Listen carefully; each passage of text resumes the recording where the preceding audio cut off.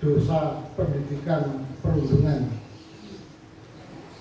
Kemudian dilanjutkan dengan tanya jawab karena nanti Bapak Ibu ada yang menyampaikan, dan diakhiri dengan umpan balik yang disampaikan secara tertulis. Mudah-mudahan acara ini nanti tepat cekat aus. Untuk itu mari kita buka kegiatan hari ini dengan bacaan basmalah bersama-sama. Bismillahirrahmanirrahim. Selanjutnya pemaparan dari Ibu Iva terkait aksi nyata dengan topik 3 dosa pendidikan perundungan. Mari kita simak bersama. Monggo Ibu Iva.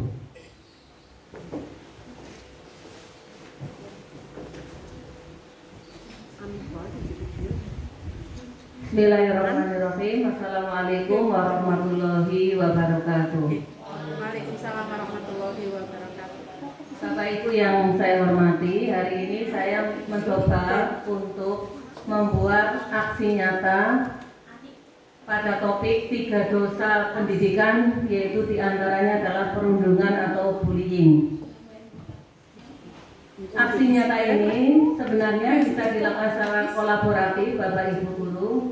Jadi saya bisa mengajak teman-teman, dan saya sudah mengajak, barangkali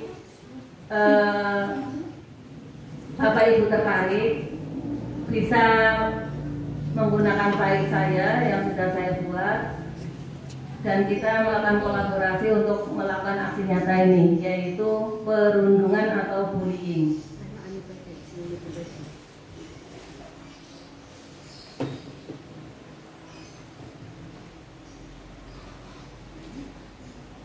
Sosialisasi isu perundungan di sekolah. Materi sosialisasi isu perundungan di sekolah. Yang pertama adalah pengertian perundungan. Yang kedua, jenis perundungan. Yang ketiga, pihak yang terlibat dalam perundungan. Keempat, kapan dan di mana perundungan dapat terjadi. Dan yang kelima adalah mitos dan fakta mengenai perundungan. Kita awali dari yang pertama, apa yang disebut dengan perundungan atau bullying. Sebenarnya kita sudah memahami ya, karena di manapun mesti ada bullying atau perundungan, sadar atau tidak sadar. Kita sering melakukan perundungan terhadap mungkin anak kita, terhadap siswa kita, atau terhadap teman-teman kita. Apa itu yang disebut dengan perundungan? Perundungan adalah perilaku tidak menyenangkan, baik secara verbal atau fisik. Verbal itu perkataan ya, atau fisik, ataupun sosial di dunia nyata maupun di dunia maya, yang membuat seseorang tidak nyaman, sakit hati dan tertekan, baik dilakukan oleh perorangan ataupun kelompok. Jadi sekali lagi, perundungan atau bullying itu sebenarnya erat dengan kehidupan kita sehari-hari, sadar atau tidak sadar. Kemudian kapan terjadi perundungan? Nah, perundungan dapat terjadi bila seseorang merasa tidak nyaman dan sakit hati atas perbuatan orang lain kepadanya. Jadi kalau misalnya kok secara verbal kita berbicara dan orang lain itu tidak apa-apa, itu tidak termasuk perundungan atau tidak termasuk bullying, karena orangnya itu fine-fine aja. Ketika mungkin dikatain dengan perkataan yang kasar atau apa, ternyata dia biasa saja, ya berarti itu tidak terkategori perundungan. Apalagi orang Banyumas ya, biasa berkata yang kalau orang dari komunitas lain mungkin ngomongnya kasar dan lain sebagainya. Kita ngomong biasa tapi ternyata dianggap kasar oleh kelompok-kelompok yang lain. Kemudian di mana terjadi perundungan? Yang pertama adalah di sekolah, kemudian di rumah, di masyarakat, dan di dunia maya. Di sekolah sudah ada contohnya. Kemudian di rumah mungkin orang tua ke anak atau dari saudara ke saudara, kalau itu perkataannya menyinggung perasaannya dan orang tersebut, anak kita mungkin merasa tersakiti, itu termasuk perundungan. Kemudian siapa saja pihak yang terlibat dalam perundungan? Di antaranya adalah korban, pelaku, dan saksi. Kalau ada korban, ada pelaku, tidak ada saksi yang melaporkan, ya tidak jadi perundungan itu, karena tidak ada yang melaporkan. Ada saksi, ada korban, tapi pelakunya tidak diketahui, ya juga tidak menjadi proses atau kegiatan perundungan. Jadi memang ini satu kesatuan korban, pelaku, dan saksi, sehingga dikatakan perbuatan itu adalah perbuatan perundungan. Nah, mitos dan fakta tentang perundungan, yang pertama adalah perundungan itu keren. Ada yang mengatakan seperti itu. Mungkin anak kelas 3 membuli anak kelas 1, keren, ya. Faktanya adalah menjadi pelaku akan membuat terlihat buruk di mata orang lain. Kemudian yang kedua, menjadi bystander atau pengamat itu wajar. Faktanya dengan menjadi bystander, maka mendukung perundungan terjadi terus-menerus.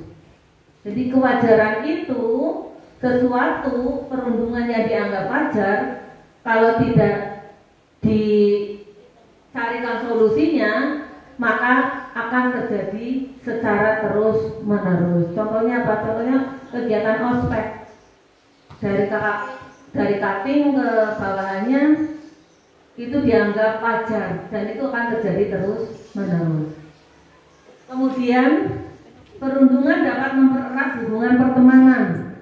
Ini satu geng misalnya, ya, membuli seseorang, jika mereka melakukannya bersama-sama, itu akan dapat mempererat pertemanan. Ini mitosnya. Tapi faktanya adalah di saat melakukan perundungan terhadap temanmu, dia saja menjadi tersinggung, kemudian menjauh. Mitos dan fakta selanjutnya adalah perundungan memperkuat mental seseorang. Kan ada itu, kakak kelas membuli adik kelasnya biar mentalnya kuat. Itu biasanya yang di jurusan teknik itu seperti itu. Faktanya perundungan hanya menimbulkan dampak negatif dari mental seseorang. Kemudian yang kelima, perundungan bisa menjadi proses pelestarian tradisi. Nah, tradisi ospek kalau di perguruan tinggi, kalau di sekolah ya mungkin tradisi sekarang sih nggak ada ya, MPLS. Kakak kelas menyuruh adik-adik kelas membawa apa-apa, tujuannya untuk mempermalukan, itu termasuk perundungan. Kemudian yang keenam, cyberbullying tidak mengakibatkan kerugian fisik. Jadi apa salahnya? Ini jika perundungannya adalah perundungan cyber atau dunia maya.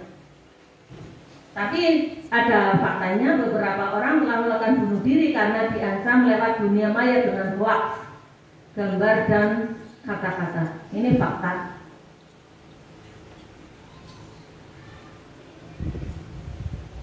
Nah, setelah itu kita lanjutkan ke jenis perundungan. Yang pertama adalah perundungan fisik. Contoh, memukul, menendang, mendorong, menampar, hingga serangan fisik yang lainnya. Adakah guru yang membuli muridnya dengan seperti ini? Mungkin memukul, menendang. Sepertinya di sekolah kita tidak ada dan jangan sampai terjadi perundungan fisik. Ya. Kedua, perundungan verbal, yaitu perundungan dengan menggunakan kata-kata yang merendahkan, meremehkan, dan menyakiti korban. Kita sebagai guru, apakah pernah melakukan proses perundungan verbal, mengata-ngata anak didik kita mungkin dengan sebutan tidak pandai, bodoh, dan perkataan-perkataan yang akan merendahkan, menyakiti korban. Atau kita mengata-katain anak kita sendiri. Karena saya kemarin mendengar sendiri itu ketika sedang pengajian bercerita tentang masalah ini, anaknya nggak bisa, di depan anaknya, udah orang ngerti apa-apa. Itu sudah merupakan perundungan verbal kepada anak kita. Orang ngerti apa-apa, apa-apa orang bisa, apa-apa orang bisa. Itu namanya sudah perundungan kepada anak kita. Pertama anak kita di rumah, kemudian anak kita di sekolah. Apa orang ngerti, dafa, apa orang ngerti, penggarap orang bisa. Ya, namanya perundungan verbal. Kemudian yang selanjutnya adalah pelecehan seksual. Kita sebagai guru pernahkah melakukan pelecehan seksual terhadap murid-murid kita? Menyentuh mungkin yang anak perempuan disentuh oleh guru laki-laki, kalau dia tidak nyaman itu sudah termasuk pelecehan seksual, perundungan seksual. Kemudian yang keempat adalah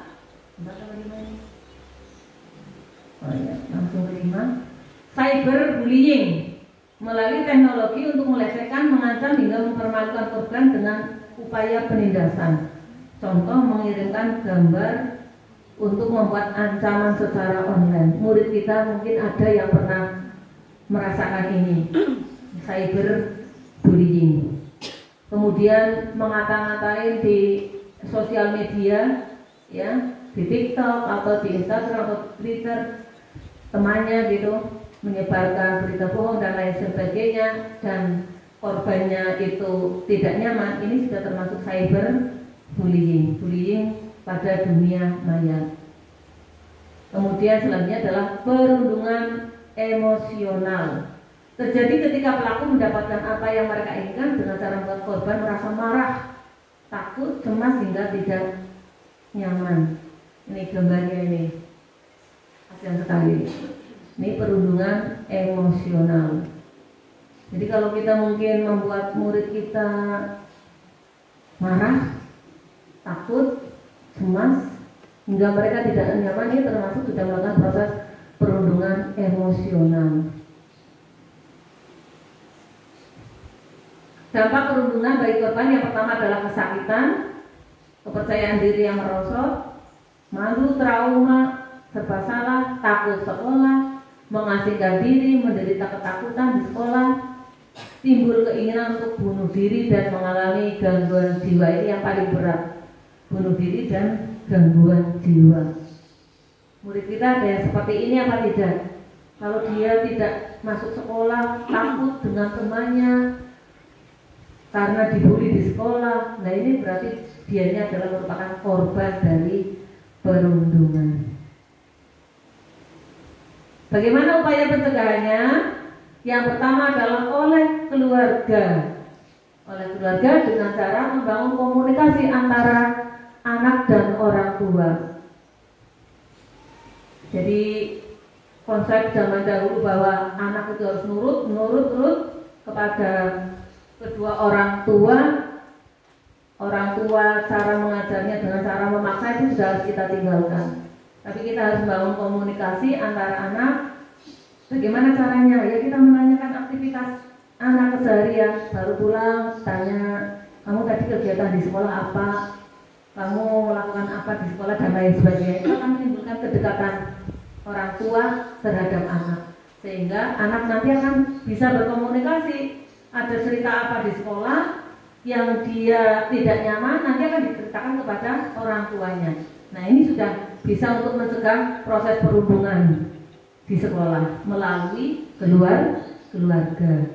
Kemudian yang kedua, sosialisasi dan advokasi terkait hak anak pada orang tua. Anak memiliki hak untuk disayang oleh orang tua. Jangan pernah terus-menerus menyalahkan anak kita, karena anak kita itu lebih baik kita ajak berbicara. Kalau diajak berbicara nanti semuanya akan dikeluarkan, diceritakan kepada orang tua. Kemudian yang ketiga, menyiapkan anak kita untuk menghadapi perundungan dengan berkata tidak. Artinya apa? Kalau di sekolah mau dia bawakan tidak, jangan kayak gitu. Jadi harus jadi anak yang kuat gitu. Dimulai dari mana? Dimulai dari pendidikan di keluarga. Kemudian yang keempat, melaporkan kepada sekolah jika anak menjadi korban. Yang kelima, menyelaraskan pendisiplinan tanpa merendahkan martabat anak, baik di rumah maupun di sekolah. Saya yakin Bapak Ibu guru yang ada di sini sudah bagus membangun komunikasi terhadap putra putrinya, ya. Karena kita bikin bahagia dulu anak kita di rumah. Nanti insya Allah di sekolah dia juga akan membawa kebahagiaan terhadap teman-temannya dan tidak akan melakukan perundungan. Kemudian yang pencegahan perundungan yang kedua adalah oleh anak, yaitu dengan cara mengembangkan budaya pertemanan yang positif, saling mendukung satu sama lain, kemudian merangkul teman menjadi korban perundungan, tidak membiarkannya, ikut membantu teman yang menjadi korban, dan memahami dan menerima perbedaan tiap individu di lingkungan sebaya, di lingkungan sekolahnya. Yang ketiga adalah oleh sekolah, adanya layanan pengaduan. Ini untuk guru BK mungkin. Sudahkah ada layanan pengaduan untuk kejadian perundungan dengan memberikan nomor HP pengaduan yang mudah diakses oleh siswa? Kemudian yang kedua, bekerjasama dan berkomunikasi aktif antara siswa, ortu dan guru melalui kegiatan parenting itu sudah cukup untuk mencegah kejadian perundungan. Kemudian memberi bantuan bagi siswa yang menjadi korban. Kemudian yang keempat adalah PTK. Berarti PTK apa kepanjangannya ya? Tenaga pendidikan. Berarti ini guru dan tenaga pendidikan beri keteladanan dengan berperilaku positif tanpa kekerasan, baik kekerasan verbal maupun fisik kepada anak didiknya. Ngomongnya yang baik-baik saja, nggak perlu kasar-kasar gitu. Intinya seperti itu. Kemudian yang kelima, membuat program anti perundungan yang melibatkan guru, siswa, ortu dan masyarakat. Oleh masyarakat, pencegahan mengembangkan perilaku peduli dengan prinsip kepentingan terbaik bagi siswa dan semua anak adalah harus dilindungi. Bekerjasama dengan sekolah untuk mengembangkan budaya anti kekerasan. Bersama-sama dengan sekolah melakukan pengawasan terhadap kemungkinan munculnya perundungan. Dan yang keempat, bersama-sama dengan sekolah memberi bantuan kepada siswa korban perundungan. Jadi ada kerjasama antara orang tua, siswa, sekolah dan masyarakat untuk mencegah perundungan. Kemudian bagaimana SP Roma sekolah kita mencegah perundungan? Ini hasil perenungan saya. Bagaimana cara mencegah perundungan?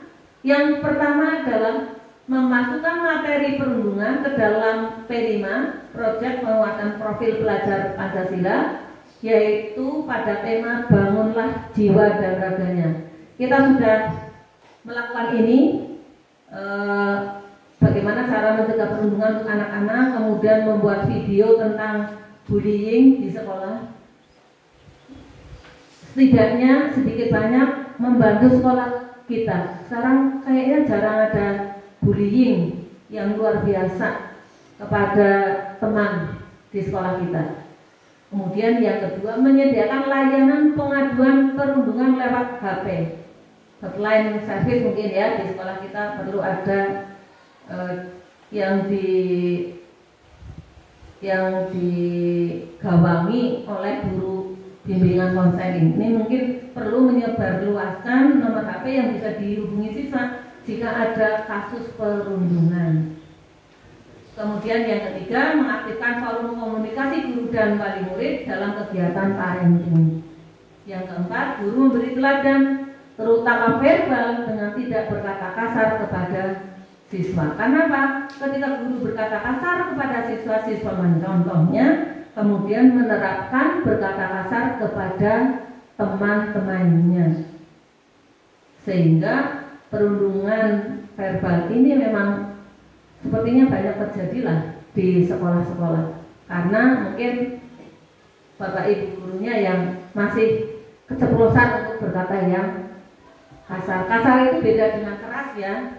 Berkata keras itu beda dengan kasar. Kalau kasar itu sudah sampai menyebabkan si anak itu sakit hati, itu namanya perkataan yang kasar. Kemudian yang kelima, memberi bantuan kepada siswa yang mengalami perundungan. Itu yang saya sampaikan terkait dengan sosialisasi isu perundungan di sekolah.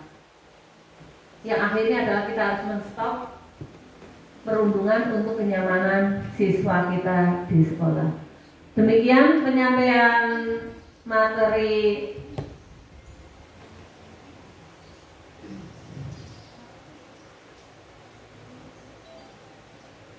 sosialisasi perundungan di sekolah. Mudah-mudahan bermanfaat bagi kita sekalian. Terima kasih. Untuk selanjutnya waktu saya berikan kepada moderator Pak Yanto. Terima kasih. Terima kasih Bu Iva atas penjelasannya. Barangkali ada sesuatu yang perlu disampaikan. Silakan Ibu Diana, bentar. Masih ada lagi yang lain selain Ibu Diana? Baik, kita beri kesempatan dulu kepada Ibu Diana. Yang pertama saya menanyakan bagaimana upaya kita untuk mencegah perundungan yang terjadi antar sama teman guru di sekolah. Yang kedua, bullying itu kan juga kadang ada siswa ke guru. Bagaimana cara? Oke, terima kasih. Yang pertama, bagaimana cara mencegah perundungan atau bullying antar sesama guru di sekolah? Mau tidak mau, tahu tidak tahu, itu terjadi di sekolah kita. Ya, terjadi proses bullying. Begini Mbak, selama itu tidak menyakiti, tidak ada korbannya, dan beliaunya fine-fine saja dengan ungkapan seperti itu bukan terkategori bullying. Tapi kalau dia sudah merasa sakit hati, itu baru yang namanya perundungan atau bullying. Istilahnya berarti harus dibedakan antara bullying dengan bullying. Nah, bagaimana cara untuk mencegah terjadi perundungan atau bullying di sekolah antar guru? Yang pertama, berarti harus menghargai teman. Bahwa teman kita itu terkadang atau banyak yang memang tidak sepaham dengan kita. Kita harus memahami itu, sehingga kita memang harus berhati-hati ketika berbicara. Kalau kita tidak ingin dirundung oleh orang lain, ya berarti kita tidak usah merundung orang lain atau membuli orang lain. Itu berarti pencegahannya dari diri sendiri. Apalagi kita sebagai seorang guru yang harus digugu dan ditiru, mungkin seorang senior yang harus digugu dan ditiru, memang harus bagaimana caranya biar kita itu tidak melakukan proses bullying verbal terutama ya. Kalau fisik saya rasa tidak ada sesama guru itu membuli atau perundungan secara fisik, kan verbal ada perkataan kita. Yang pertama tadi, kita harus memahami kalau kita tidak ingin dibully ya jangan membuli. Kalau kita tidak ingin sakit hatinya ya jangan menyakiti orang lain. Itu harus kita sadari karena kita itu di sekolah itu adalah makhluk sosial, tidak mungkin hidup sendiri. Jadi ada orang lain yang memang kadang memang tidak sepemahaman, tidak sepemikiran dengan kita. Mungkin maksud kita ngomongnya kasar, keras, biasa saja, tapi ada orang lain yang hatinya lembut, dengan perkataan itu sudah luka hatinya. Jadi kita upayakan berkatalah sebaik-baiknya sehingga orang lain tidak merasa terbuli atau tersinggung. Begitu Bu Triana. Itu menurut saya. Yang jelas ya landasannya agama lah. Kalau agamanya baik, insya Allah tidak akan menyakiti orang lain lah. Gitu. Kemudian bagaimana caranya biar murid tidak membuli gurunya? Ada loh murid yang membuli gurunya, terutama guru-guru muda, guru-guru yang baru masuk ke kelas, guru baru. Ada anak-anak yang perkataannya itu menyakiti gurunya. Kalau menurut saya itu berarti pertama gurunya harus lebih fight, lebih kuat daripada muridnya, artinya, dan juga jangan terlalu diambil hati lah. Kalau ada anak kok mungkin berkata kasar atau apa pada gurunya, jangan diambil hati, tinggal dirangkul aja anaknya. Berbicara dari hati ke hati, dua orang, jangan di depan umum. Kalau marah-marah di depan umum ya nanti anak akan sakit hati dan dilihat oleh orang lain. Diajak bicara aja. Kalau kita merasa terbuli oleh murid kita, kita ajak bicara. Kita lebih tua, kita mesti punya cara lah biar bisa mengendalikan anak tersebut. Jangan sampai kalah dengan anak didik kita. Itu menurut saya Bu Kriana. Ya, jadi kita harus fight lah di depan anak didik kita. Begitu? Terima kasih. Okay. Masih ada pertanyaan Bapak Ibu? Cukup? Terima kasih. Demikian, kalau tidak ada pertanyaan, semoga Bapak Ibu ada tambahan informasi, pemahaman tentang bullying, jenisnya, sampai dengan cara mencegah. Semoga bermanfaat untuk kita. Terima kasih. Sekali lagi terima kasih kepada pemerasaran dan telah menyampaikan paparannya. Dan dimohon dengan hormat Bapak Ibu bisa memberikan umpan balik yang tadi juga disampaikan oleh Bu Diani untuk bisa menjadi masukan penyempurnaan terutama pencegahan di pendidikan sekolah. Kami tutup dengan bacaan hamdalah. Alhamdulillahirabbil alamin. Assalamualaikum warahmatullahi wabarakatuh.